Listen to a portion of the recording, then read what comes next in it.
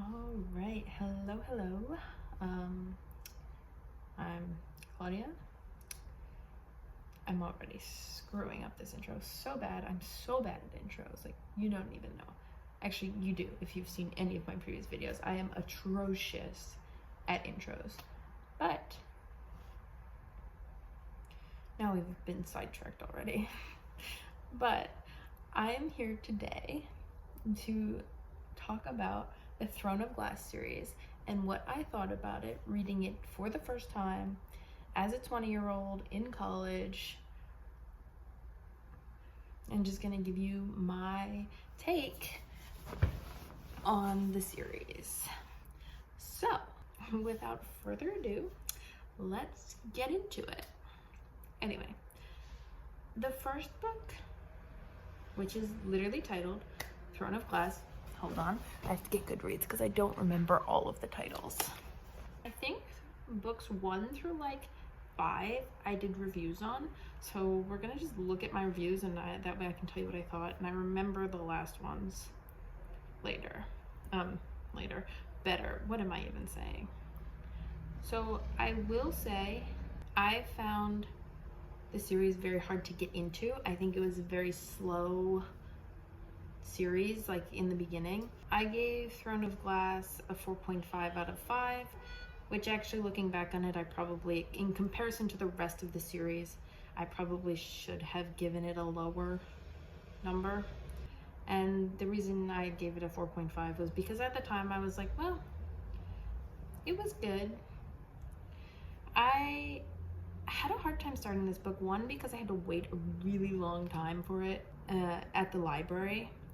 And I think it was very, very hard for me to get into the story, and like it was such a slow moving story. Like stuff happened, but it happened a lot, but it just felt so slow, if you understand what I mean. There was a lot of world building going on in this book, but I know now, like there's so much more to come in the series that I know of now, and that really makes the end of the series worth getting through all of this beginning world building. However, I will say that Sarah J Maas interspersed her world building as like put it in the story on like a need to know basis, which is slightly better than like front loading it, because then you forget things. Those were my thoughts about book 1. So book 2 is called Crown of Midnight. I gave this book actually less than the first one. I don't know why. This one I gave a 4 out of 5 stars.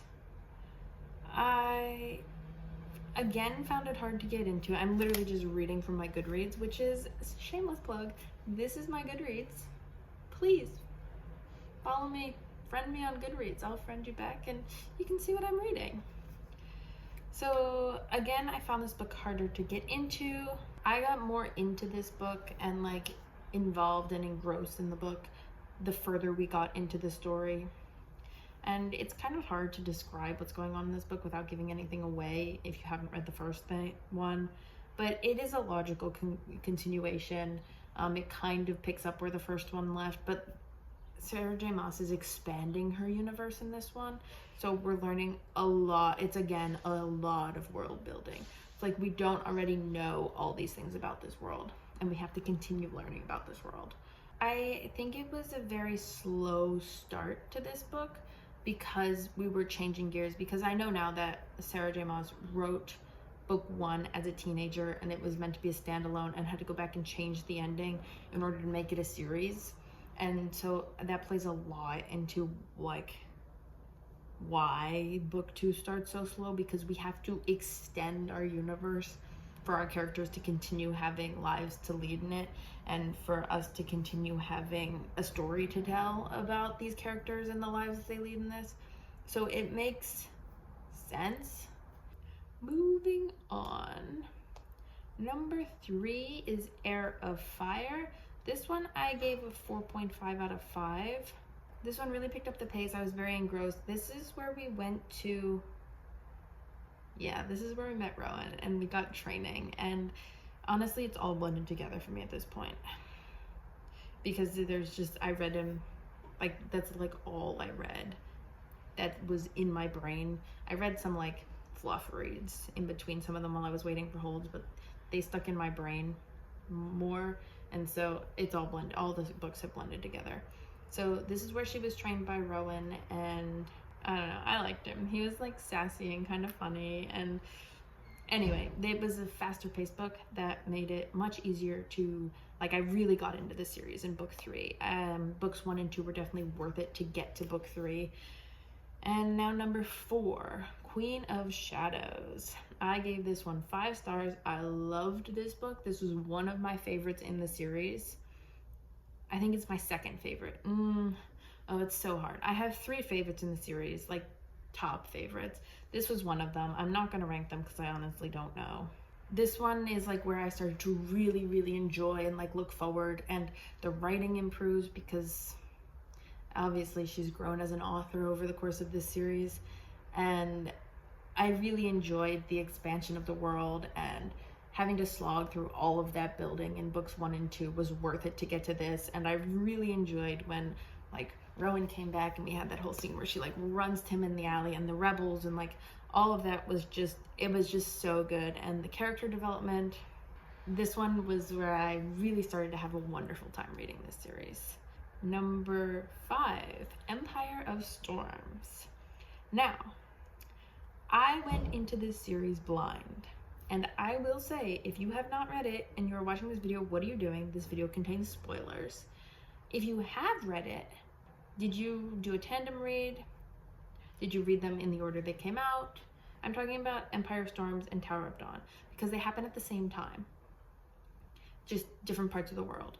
And I made the mistake of reading it in the order they came out.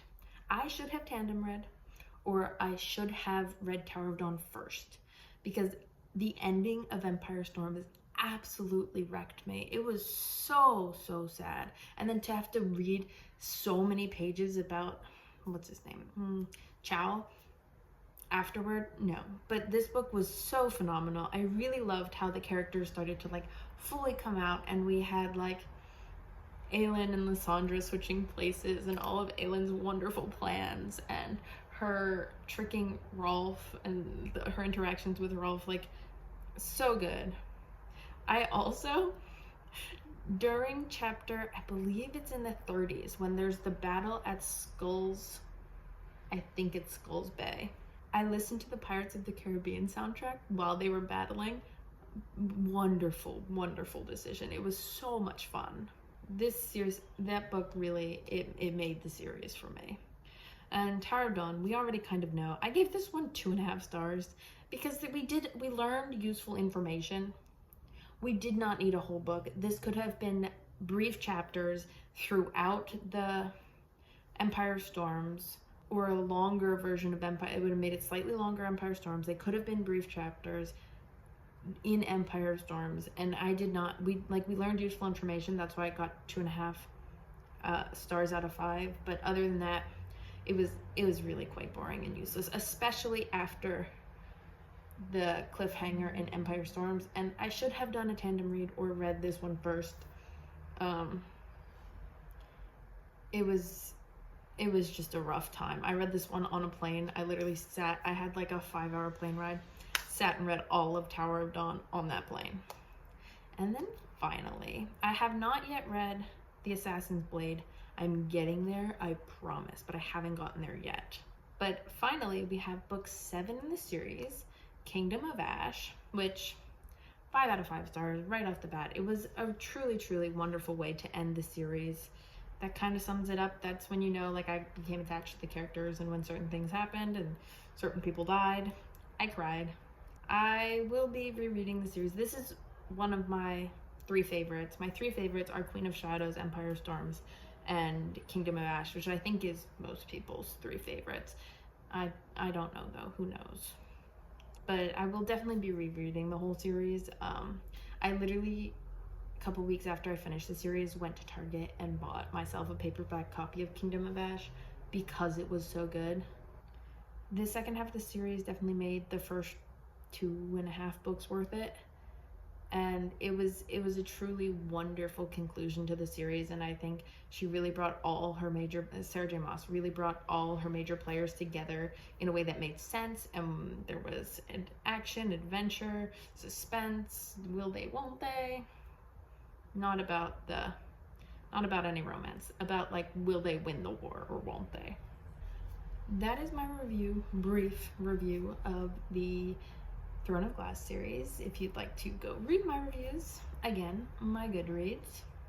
If you want me to go more in depth on certain books, let me know. I would highly recommend this series if you're watching this and haven't read them. Again, what did you just do to yourself? You kind of spoiled some of it.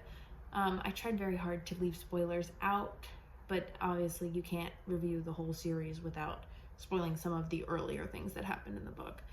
And so, anyway, highly recommend the series. It was such a fun read. I would rate the overall series probably a 4 out of 5 because of the slow beginning. Thank you so much for watching.